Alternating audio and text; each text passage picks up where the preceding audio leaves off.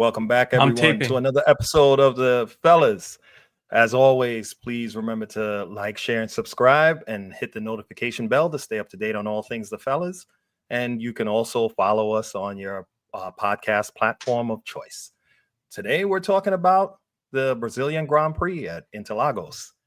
I'm just gonna jump right in and start out and say it's a refocused Lando, and that's how we have to start this one. This is definitely a refocused Lando, and we're gonna start it going right back to the sprint qualify. I'm gonna throw it out to you guys first with that because we already know. Simon, what's your thought?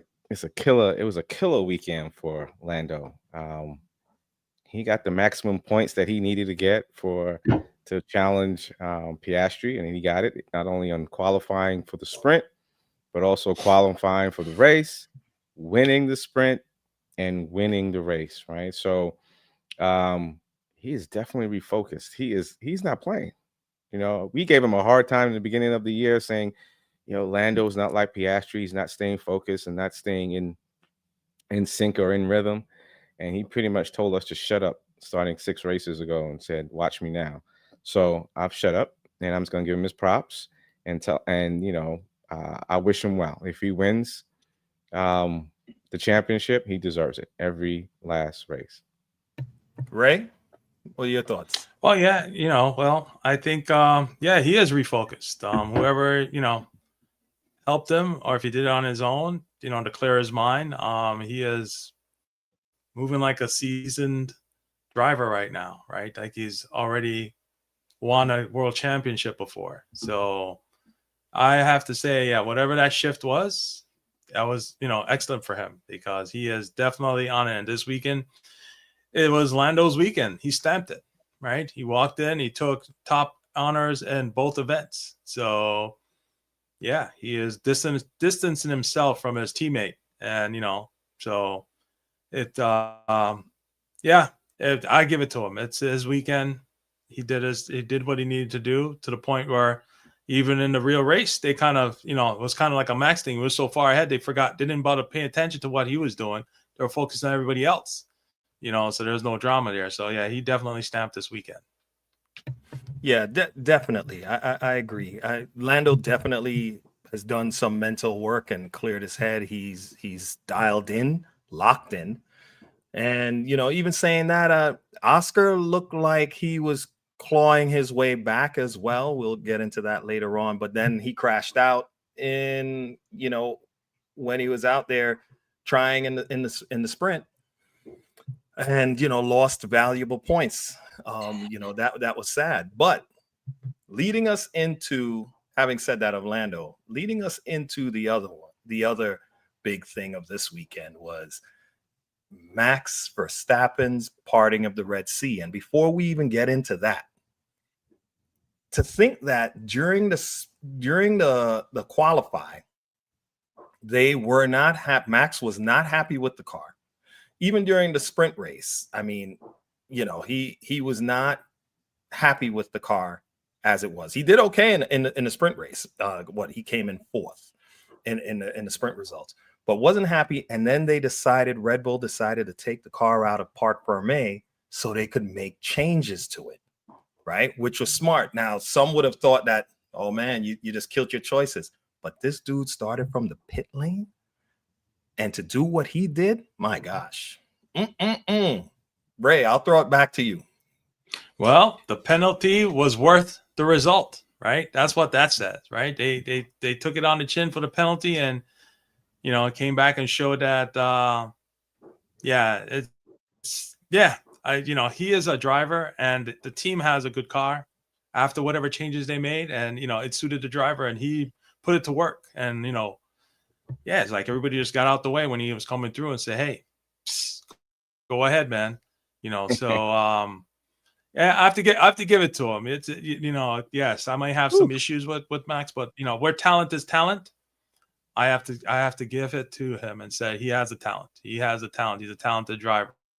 So, and he has a good team behind him that can go around and adjust the car to suit his needs. And that's important also because we have other teams that are not able to do that. And, their drivers end up not performing to their maximum. So, yeah, I'll say, yeah, he just walked through that field like they were standing still.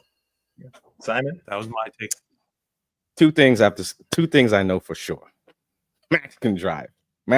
One of them, Max can drive. Max is pretty much putting on a clinic the last 3 years. I'm not going to talk about the fourth year, the first year, 2021. We're not talking about that. But the last 4 years, Max has pretty much said, watch me, come beat me.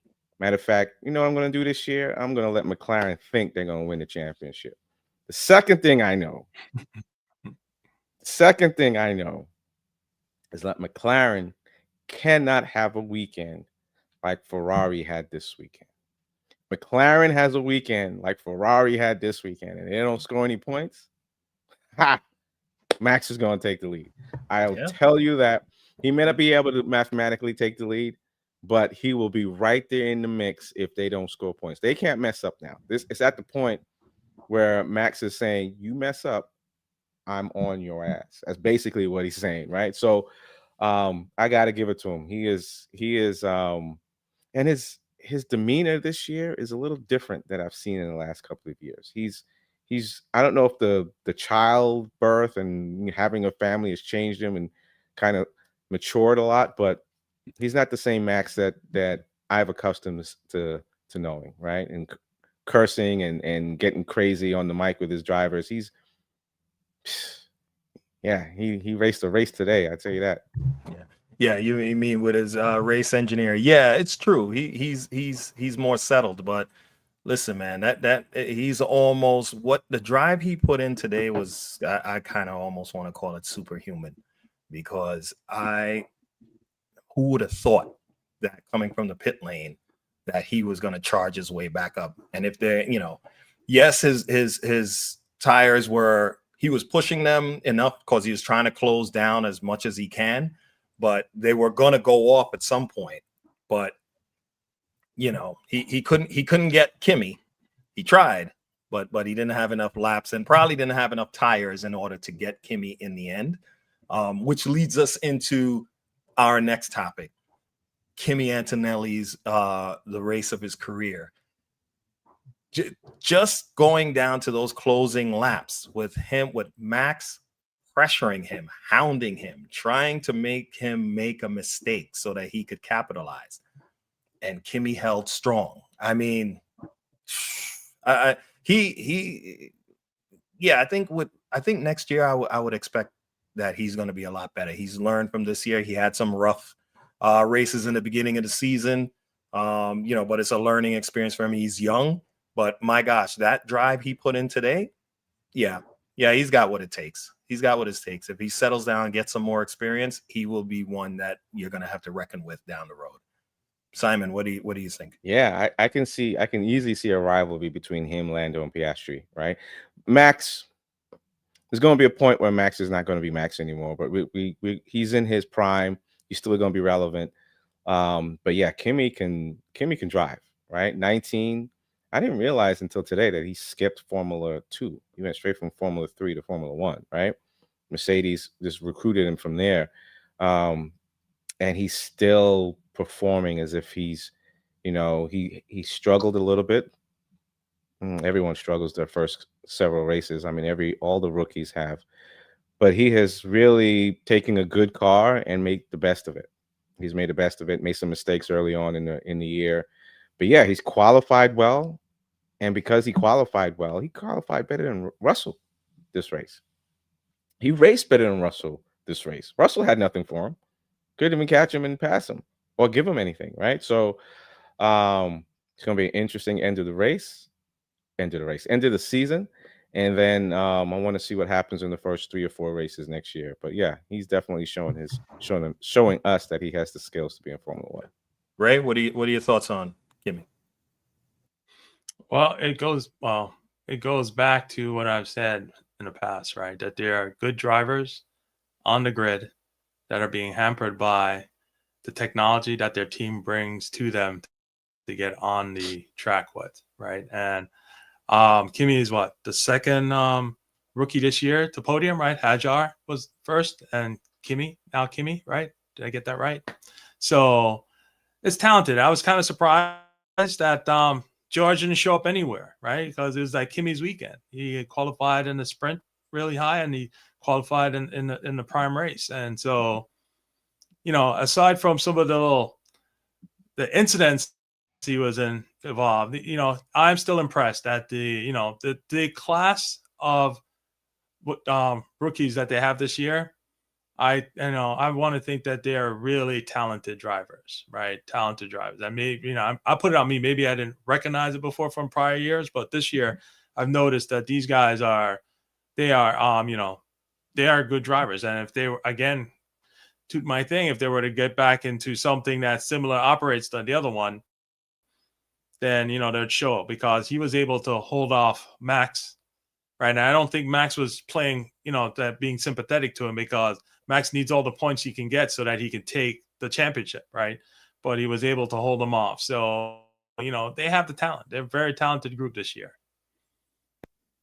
So, that's my take on Kimi. And props to him for finishing, because, they kind of poo-poo said some stuff about him because he showed some emotional feelings, right? That showed that he was human, but the kid's a driver, and that's it. You know what I'm saying? Well, Formula One is like a gladiator's pit. You're going, you can't show weakness. They're going to jump all over you. They're going to use it as a way to try to break you down, so that, as far as from a competitive point of view. But saying that with Kimi leads me into what happened on the restart after Bortoletto's crash, right? So Lando, we're giving him his flowers, but I think Oscar, he had a horrible time in the sprint, crashed out, no points. So he's coming into this really turned up, trying to recoup as much as he can. And on the restart, all right, maybe it was a little ambitious, but I don't think it was really too far-fetched. He went up the inside going into the center corner, and Kimi was on the outside of him with Charles on the outside of Kimi. Now, I think that Oscar was enough. It was enough ahead that you would know he's there, right? That Kimi went to close down onto the apex of the corner, and what is he going to do? You're going to run into the car that's there. You need to give him room. Then, because of that, he gets punted out and hits into Charles, breaking his left front suspension and tire. I think it's because of that why the stewards leveled a 10-second penalty on him. But honestly, I more or less see it as a racing incident, because it wasn't like he was like barging down in there. You knew he wasn't trying to set a Hail Mary down there into the inside. I think it could have been more a racing incident, but I guess because Charles got knocked out, they felt somebody had to pay the price on that, and it went back to Oscar, and that ultimately killed his race right there, because he was settled in right behind Lando, and I know coulda, shoulda, wouldas, but may have been in position to harry him or to pressure him further down in the race if he was able to maintain that position. I don't know. Ray, what do you think? So, I think it should have been, I agree with you, it should have been a racing incident, because Kimi was aware of who was around him. You don't reach that level of driver performance or, arena without being aware of the vehicles that are around you. So he knew Charles was there, and he knew Oscar was there, right? I'm not sure why he, I think he was my speculation, he was trying to squeeze Oscar, right? But went in too much. I don't agree with the FIA ruling, to be honest with you, because if they wanted, Kimi should have gotten a penalty also, in my opinion. And I agree with some of the other commentators mentioned that, and they raised a good point, that even though Oscar locked up, but his car didn't drift, right? He was still on the inside curbing, right? So he still had control of his car. So it was not a reckless attempt at that point, right? So it was just like, when things go bad, everybody just piles on you. I think that's what's happening to Oscar, because Kimi knew that Leclerc was on his outside, right? You cannot be at that level of driving and not be aware of who's around around you. So, and I think he was trying to, discourage Oscar, because he knew that if Oscar get him beside him, then he's going to attack him on the next turn, right? Even though Oscar would be on the outside. But so I don't agree with the penalty that was levied against Oscar. I think if they were going to levy a penalty, it should have been to both drivers. That's my takeaway from that incident. And yes, Simon? and oh, sorry. No, just one last thing. Yes, and yeah, Leclerc came up short. Charles came up short at the end. No fault of his own, but I think it should have been a racing incident. Okay. Simon?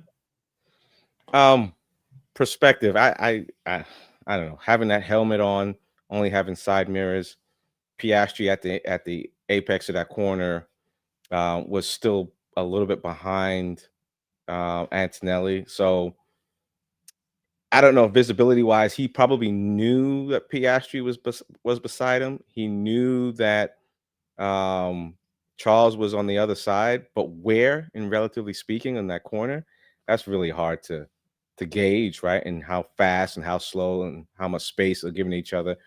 I don't know. I don't race like you, Ray. I know you have a helmet on, but in a car you can see a lot around you. I just think that no, I'm just saying, I'm just playing devil's advocate, right? I'm just saying, if you're going at that speed, you're braking in the corner, Piastri's on the side of you, but Kimi didn't hit Charles until he ran into Piastri, and then he slid and his back hit Charles, right? So he had give Charles enough space until he slid out.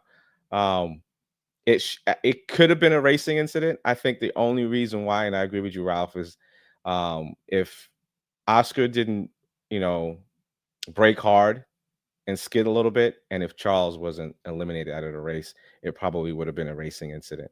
But yeah, I felt for Charles. I felt for Ferrari. So I mean, we can get into that. Yeah. In a minute. So can I comment on your thing there, Of course. Simon? I think the reason why, my opinion again, why that added to Oscar's locking up is that he saw that the door was closing on him, right? So he was trying to avoid an incident. And then, it actually, because the person continued to close the door, knowing that the person there, because as a driver, you have it's almost like a like people say, a sixth sense. You have a feel for what's around. You may not see them, but it's just a presence that, yes, something is there. It's there, because you can't reach to the pinnacle of racing and not have those talents with you, right? Hopefully you do, right? But so I just think that it was he didn't want to get taken by Oscar, and I think he turned in a little bit too much instead of leaving Oscar space that he needed. And Oscar was trying to avoid the stuff because, again, Kimi has nothing to lose. He's nowhere in the driver championship, right? It's all on Oscar to pedal back so he can go attack again. So I just think that, again, the FIA was just, again, doing their levying of the rules in a weird way. I'll just put it that way, on the drivers. So. Well, it's always been a point of contention in Formula One, where you have, when it comes down to the stewards, where you have some kind of consistency from one race to the next. It's obviously something that they haven't been able to dial in yet. They proposed and have had former race car drivers, former Formula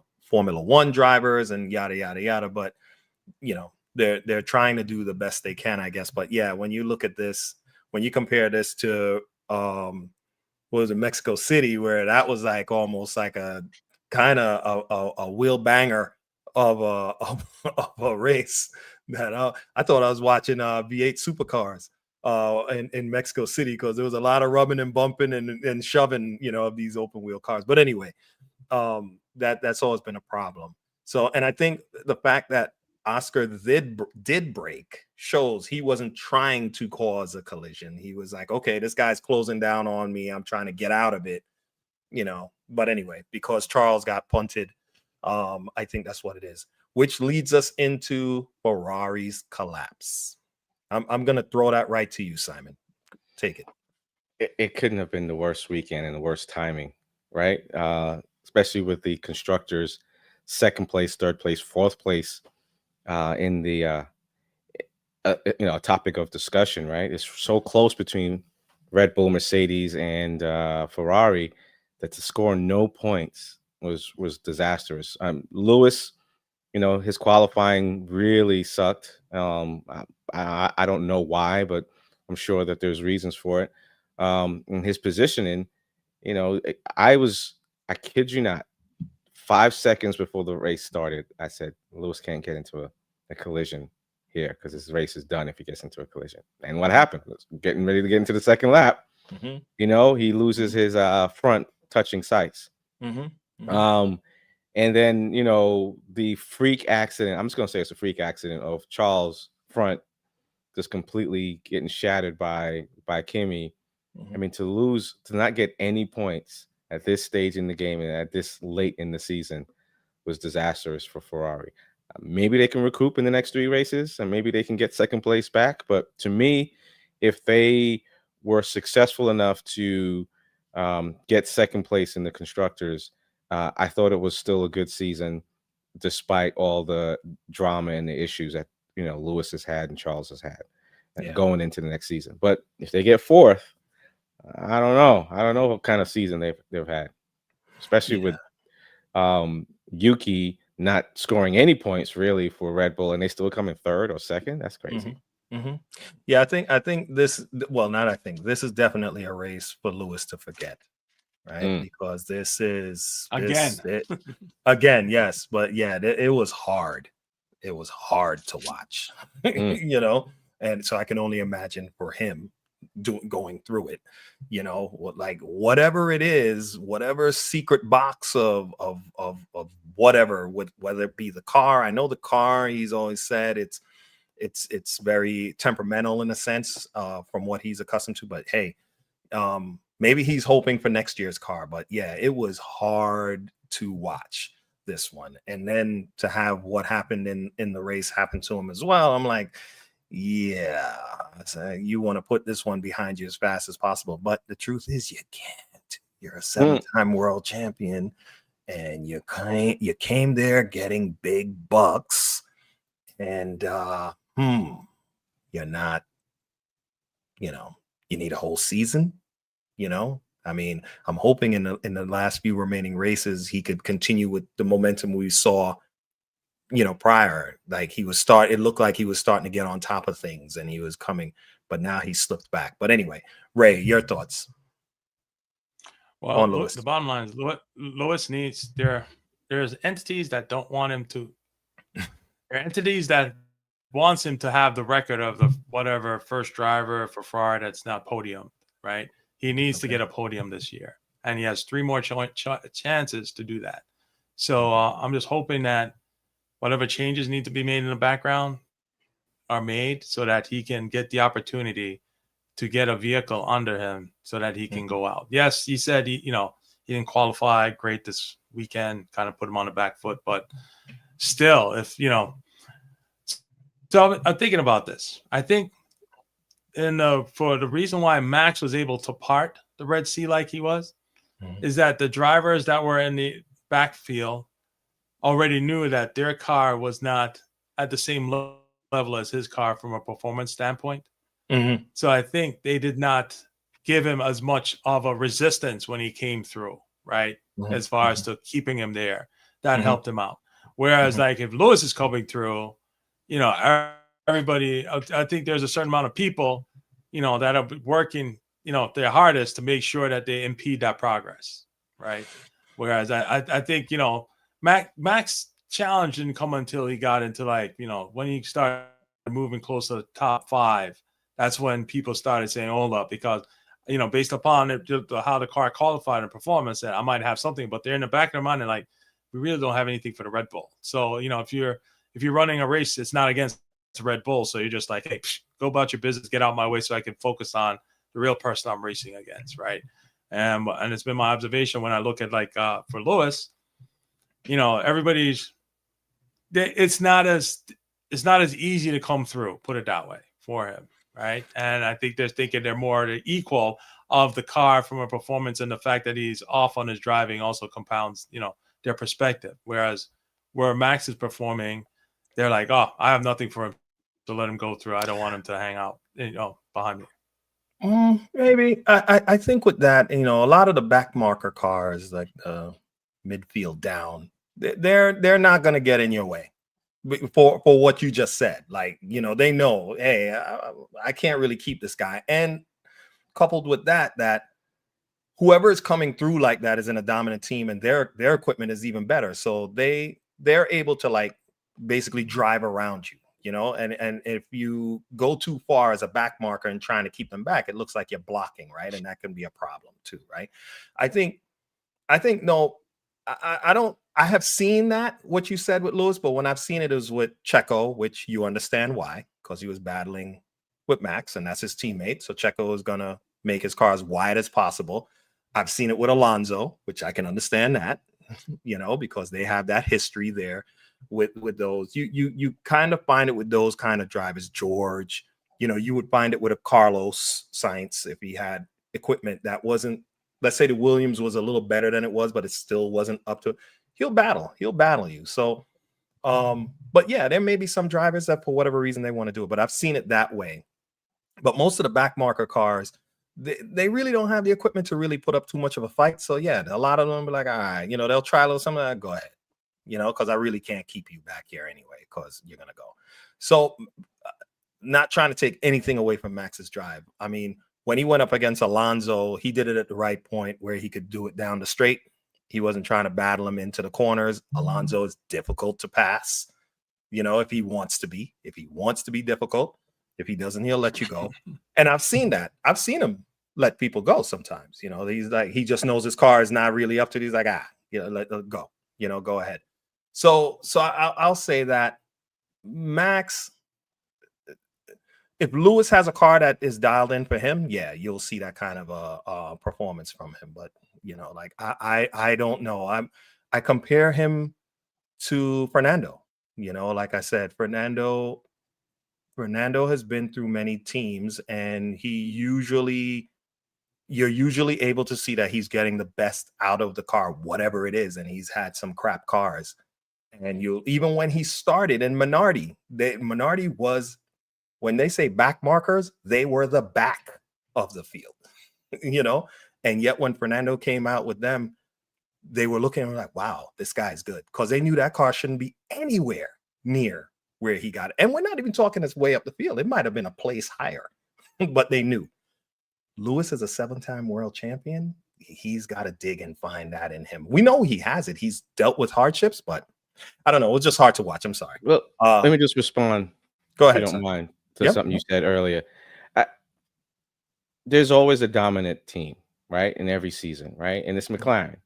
Mm-hmm. So for me, going to a new team for Lewis and winning second place for the constructors would have been a successful feat for him, even though he didn't podium yet, because it's a new team, new car. It's not Mercedes. He's been with Mercedes forever. You can tell Charles knows the car back and front. He's getting the most out of it. Charles can drive too. Let's not downgrade his talents. But I thought if Ferrari comes in second for the constructors, regardless of where they're finished in the podiums and how consistent they were, that means they were competing. That means whatever car they had, whatever engineers they had, whatever situation that they had going on in the back, they're competing with what they have, and they're making the best of it. To me, that would have been a successful season. But I hear what you're saying. He's a 7-time world champion. But I just don't think, even Verstappen would be able to do what Charles or Lewis is doing, because it's a whole new team. It's a whole new car. And the team has to cater to you for you to be successful. We all know they're catering to Charles right now. They're not catering to Lewis. They're catering to Max at Red Bull. So yeah, they're gonna get the best out of the car, right? So I figured next year is how I'm gonna judge him. Next year, there's a car. Yeah, it might be slightly catered to Charles a little bit, but next year it's a new car, so everything is up for grabs. Impress me. That's how I'm gonna say. I agree. I agree with you next year, right? Mm-hmm. That's what I'm looking forward to. But here's the mark of of world champions, right? Sometimes is that Mhm. you get established with a team, you start to race, you start to win titles. Yes, then the talk behind behind your back is yeah, well, he's been in that team for like 5 years. It's all, it's geared around him. He knows what's going on. Of course, they have the budget, the blah, blah, blah. They always say, yeah, well, can you do that in another team? Right? See, that's the measure sometimes. Now, granted, Lewis has done that. He did it in McLaren. Then he went to Mercedes when I remember Sterling Moss. He was the late Sterling Moss. He was sitting in, there was some interview for something, and they asked him, what do you think about Lewis going to Mercedes? And he said, he's going to be nowhere.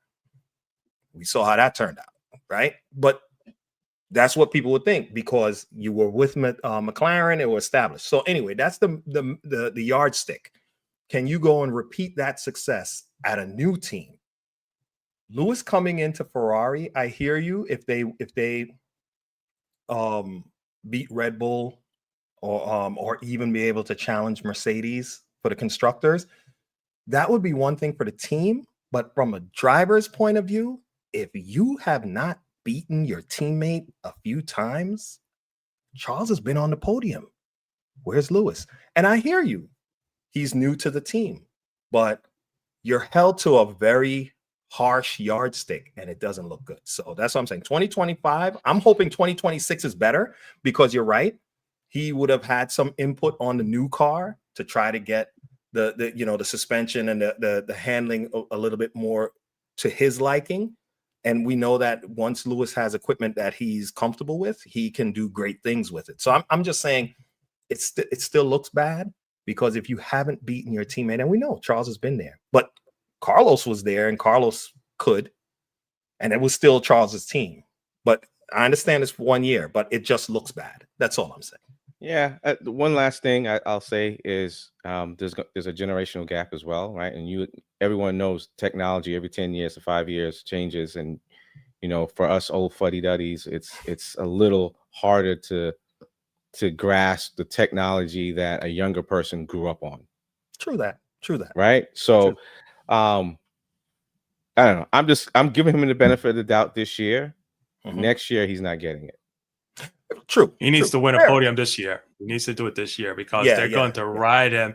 If he does not podium this year, the media machine, the people that it's supposed to see all of them, they're going to get at him. Yeah, they're going to ride him. So he needs to win. Even if not even win, just come in third, and I'll be okay with that. For once. Right, and he would be the first Ferrari driver that went in that didn't podium when they. But technically, he did. Exactly. Technically, he did. We're not counting the sprint race. Well, technically, he did. I'm just saying. We don't want to count it, but technically, listen. I'm not trying to throw away the sprint race, bro. I'm not trying to throw. But come on now, that was a great drive. But then I got to paraphrase Sterling Moss. But now he's nowhere. You know what I'm saying? And yo, man, I'm a Lewis fan. So I'm not trying to poo-poo and throw doggy doo at him or anything like that. Hey, that man you're farting on him though. No, I'm trying to hope. I'm hoping that he comes. I'm not but anyway, that is the collapse of Ferrari. Charles got knocked out. Now, no fault of his own. So, he can be upset, but he can still hold his head up. He didn't do it. And he was running strong when he got knocked out. It just makes it really hard. It makes Lewis look a lot worse. It gives his people, the people that are I don't want to say that use the E words, but the people that are not in his camp, it gives them more fodder for them to fan the flames of and saying he's not competent. Right? I'll say this: it's like when Michael came back out of retirement for Mercedes, and Rosberg wiped the field with him. Right now, you could say that Michael did come back out of retirement. He was in his prime. If it were Michael when Ferrari forced him out, Luca de Montezemolo forced him out.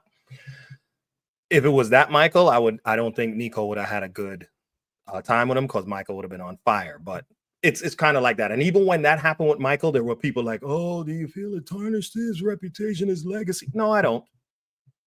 He's a 7-time world champion, and hey, you know what? He came back. But Lewis has been there. It's kind of reminding me of that. Like, you know, Michael left after that. Lewis, I'm hoping he steps up. But anyway, so moving on from that, you know, the race results.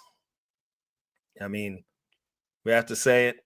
Lando, back to Lando, his flowers. Kimi, he stood up to the test of Max's pestering him and pressuring him. And then George closed it out. And then Oscar, he came in and got 10 points there. So hopefully he can gather himself up again, you know, for Vegas, and hopefully have a better showing there. True that. Yeah. Good job. They said Vegas doesn't have any. You can't make mistakes to Vegas, right? Because the walls are right next to you, welcoming you in for the, you know. So you got to be like Singapore and just as long as manholes don't fly up, it should be all right. Yeah. So now we have the driver's standings, and we got Lando. Lando is stamping his claim on first place. If he can close it out, I mean, 4 points. Wow. Yeah. Oh, right. and it's 24 points for Max too. I just realized that. From Max, from who? From Piastri? From Piastri, yeah. Okay, yeah. Wow. Yeah. Listen, man. As I said, Max is like a great white shark, man. You can't let him smell blood. He's coming. He's coming. Not you think he's coming, you know, and he's out there hunting, looking for blood. So you can't sleep with that guy. Especially after the drive he put down now, he's quietly coming up on them. But yeah, so the constructors here we see that Red Bull has now jumped Ferrari because they had a double DNF, and Mercedes is still sitting pretty in P2. McLaren is good with that. So moving on to predictions for Vegas. Yeah. Vegas. You want me to go first? Yeah, take it. Whew. I don't know what Red Bull put in their gas tank. Probably Red Bull. But Max is I think Max is going to win that race. It's either Max and Lando. Lando is on fire. He is zoned and focused in. He is zoned in. He is he's using all the naysayers' comments to focusing on every race. He's not making any mistakes. He's racing a full race, and we stated that early in the season. He's got to finish a race without any mistakes, and he's done that for the last 7. So, I'm gonna go Lando, Max, and Piastri. And depending on the weather, I was gonna say George, but yeah, Lando, Max, and Piastri. Okay. Ray? I have no predictions. What? Well, I'm saying, all right.